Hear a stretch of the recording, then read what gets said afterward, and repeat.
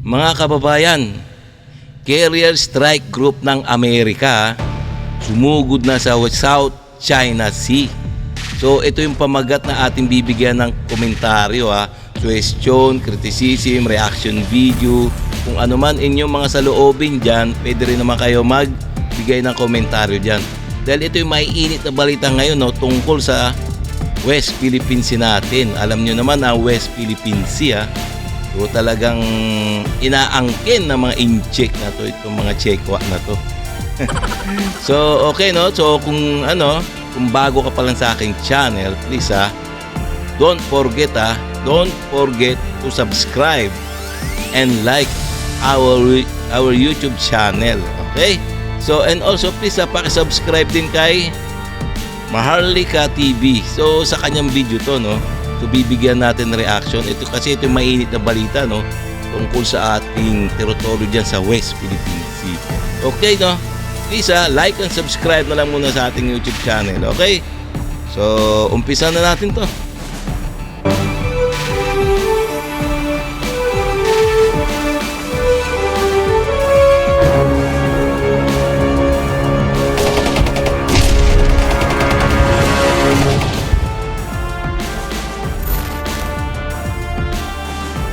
Gulat na gulat ang China, mga kapatid. Hindi kasi inasahan ng mga ito na ang Naval Strike Group ng Amerika na pinangungunahan ng isang nuclear-powered aircraft carrier ay papasok sa karagatan ng Pilipinas, diretso sa mga pinag-aagawang teritoryo sa South China Sea. Isa itong bihirang pagkakataon na talaga namang labis na ikakainis ng China dahil alam naman natin na ang kanilang militar ang gustong mag-isang magkaroon ng kontrol sa buong rehiyon. Maliban si Strike Group, isa pang barko ng US ang naispata naman na binabaybay ang karagatang malapit sa Scarborough Shoal, kung saan malimit ding naglalagay sa lugar na ito ang mga barko ng Navy at Coast Guard ng China. Pag-usapan natin, mga kapatid, kung bakit pinasok ng US Navy Strike Group ang mga lugar na ito, at malalaman din natin mamaya kung ano ang nagiging reaksyon ng China sa ginawang paglalayag na ito ng Amerika. At kung sakaling persahan naman nilang lapitan o bulapugin ng isang Naval Strike Group, titignan naman natin kung paano ito dedepensa. Pero bago tayo magpatuloy, madalas pong hindi nakakarating sa ating mga viewer ang bawat video na ating ina-upload. Kaya naman sa ating mga dati ng subscribers at nais pang mag-subscribe, mangyaring papindot na lamang po ng all sa ating subscribe button. Nang sa gayon ay updated at lagi kayong manonotify sa bawat video na ating ina-upload. Malaking bagay na po yan bilang suporta sa ating channel. Back to the video.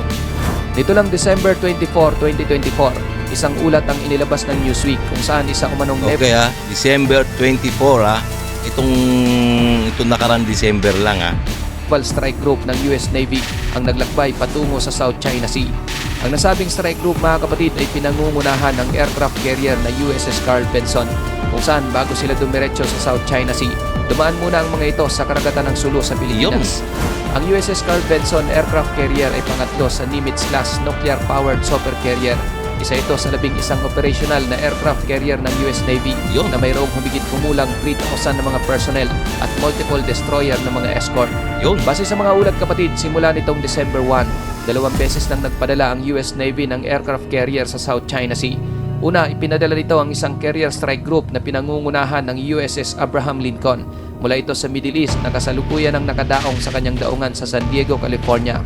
Ang USS Carl Vinson Carrier Strike Group ang pangalawang ipinadala ng US sa rehiyon, kung saan kasama nito ang isang Ticonderoga-class guided missile cruiser na USS Princeton. Gayon din ang dalawang Arleigh-Burke-class guided missile destroyer na USS Sterett at USS William P. Lawrence.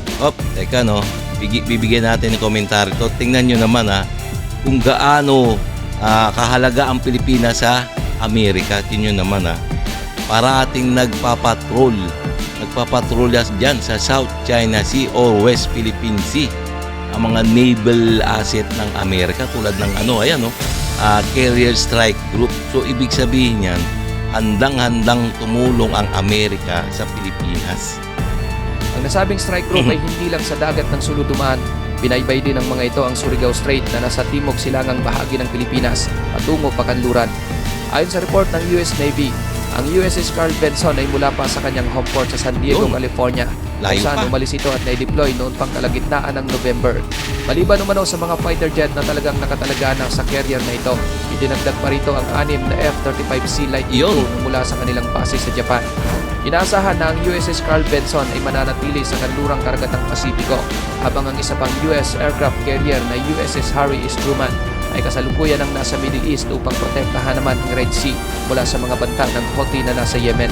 Tingnan nyo naman sa dami ng mga carrier strike group ng Amerika, nakakalat na sa buong mundo. Ganyan ang superpower. Bilang karagdagan sa USS Carl Vinson, idineploy din ng Amerika sa kanlurang karagatang Pasipiko ang kanilang isa pang carrier strike group na pinangungunahan naman ng USS George Washington. Isa ring nuclear-powered ang USS George Washington, mga kapatid, at tulad ng iba pang carrier ng US Navy, napapaligiran din ito ng mga matitinding destroyer na mga escort. Ayon sa US Navy, ang presensya ng kanilang mga carrier strike group sa iba't ibang bahagi ng karagatan, lalo na sa Red Sea at sa South China Sea, ay isang pagbibigay ng seguridad sa isang malayang paglalayag sa lahat ng mga sasakyang dagat at kahandaan na rin sa tumataas na mga tensyon.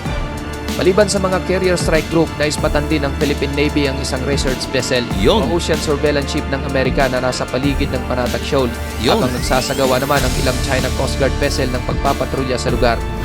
Ayon sa mga ulat, bagamat malapit lamang si Scarborough ang nasabing barko ng Amerika, ngunit nanatili itong nasa labas ng 12 nautical miles ng teritoryo. Hindi kagaya sa mga barko ng China na talagang pumasok na sa area at sila na mismo ang nagpatrolya. Gayunpaman, hindi nakapalag ang militar ng China sa hakbang na ito ng Amerika. Katunayan, base sa mga satellite image na ipinakita ng US Navy, habang abala ang kanilang mga barkong pandigma sa paglalayag patungo sa South China Sea, ang mga aircraft carrier naman ng China ay walang ginagawa at nakaangkla lamang sa home port nito sa Southern Hainan Island sa China. Bagaman marami pang mga barkong pandigma ang Navy at Coast Guard ng China ang nakakalat sa iba't ibang bahagi ng region, ngunit walang report ang US Navy na pinigilan o hinarang sila ng mga ito. Ngayon, mga kapatid, kung tingnan nyo naman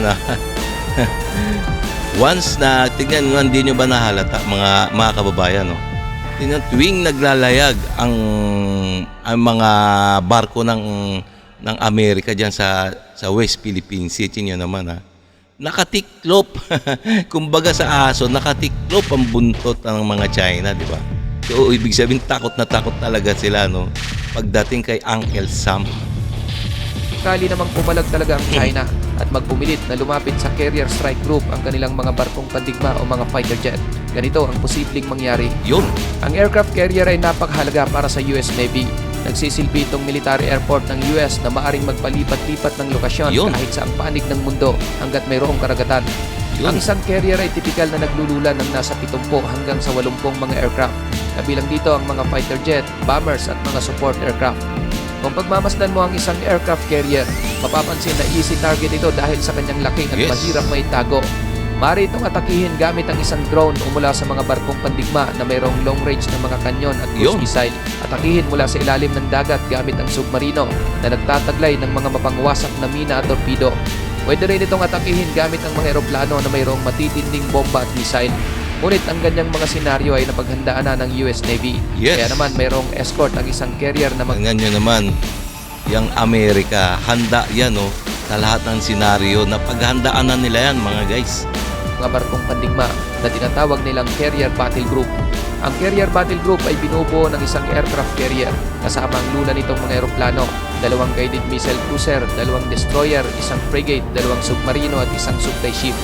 Ang 2 guided missile na escort nito ang siyang nakatokang atake sa mga target na nasa lupa gamit ang tinataglay nitong mga cruise missile. Ang 2 destroyer naman ang magbibigay ng depensa sa grupo laban sa mga pag-atake na magmumula sa mga submarino at aircraft ng kaaway. Ang nag-iisang frigate ay ginagamit bilang anti-submarine defense. Ang 2 submarino ay dedepensa rin at aatake sa mga barko at submarino ng kaaway. Samantalang ang supply ship ang nagdadala sa lahat ng pangunahing kinakailangan ng battle group, gaya ng gasolina, pagkain at mga bala. Around the clock operation ang defense ang ginagawa ng Carrier Battle Group. Layunin ng mga ito na maprotektahan ang bawat isa mula sa pag-atake na magmumula sa impapawid, sa dagat at sa kailaliman ng dagat. Ngayon, mga kapatid, maliban sa mga barkong escort ng carrier, mayroon ding kanya-kanyang trabaho ang bawat aircraft na nasa ibabaw nito. Halimbawa, trabaho ng mga FA-18 Hornet na atakihin ang mga ground target at itaboy ang mga enemy aircraft na nais lumapit sa grupo. Narito rin ang E-2C Hawkeye na isang tactical warning and control system aircraft. Mayroon itong advanced radar system na siya namang nagbibigay ng update sa mga fighter jets tungkol sa mga aktibidad ng kaaway. at karaniwang inilulunsad upang humalalay sa itaas ng carrier at gamitin ang kanyang radar upang mamonitor ang mga low-flying aircraft gaya ng mga drone, helicopter at maging mga foreign vessel. May mga helicopter din ang carrier na mayroong anti-submarine capability at pwedeng gamitin sa isang search and rescue operation. Mayroon din itong electronic warfare aircraft na responsibilidad naman ay jam ang mga radar ng kalaban Yun, at hindi. intercept ang kanilang mga komunikasyon. Upang mabigyan naman ng kaukulang depensa ang buong battle group, ang kanilang mga destroyer na nagtataglay ng mga matitinding radar system Yun. ang siyang nakamonitor at naghahanap ng mga papalapit na aircraft. Yun. Pinapagana naman ng mga destroyer at frigate ang kanilang mga sonar at magnetic sensor upang humagilap ng mga papalapit na submarino. Isa lang ang layunin ng carrier battle group. Gumagawa sila ng tinatawag na sealed bubble palibot sa carrier nang walang pinapayagang pumasok ng walang permiso. Kaya naman, isang mapanganib na hakbang para sa mga barkong pandigma ng China kung magpupumilit silang itaboy o gambalain ng carrier battle group ng Uy, Amerika. Ikaw kapatid, matindi. anong masasabi mo sa videong ito? Para sa iyong opinion, i-comment mo na yan sa ating comment section sa ibaba. At kung nagustuhan mo naman ang videong ito, paiwan naman ako ng like at pasubscribe na rin sa ating munting channel. Maraming salamat Yes. sa panonood hanggang sa susunod na naman ating upload. Peace out! Okay mga guys, mga kababayan, nakita nyo naman na ang carrier strike group ng Amerika napakatindi. Hirap kalabanin nito, no? Maski ang China at talagang tumitiklop pag dumarating ang carrier strike group ng Amerika sa West Philippines. So matindi. So hanggang dito na lang tayo mga kababayan, ha. So kung nagustuhan nyo yung mga ganitong mga reaction video, please like and subscribe na lang muna sa ating YouTube channel bago tayo magtapos para naman may kalat pa ni YouTube ang ating video sa mga iba pang mga netizens. Okay?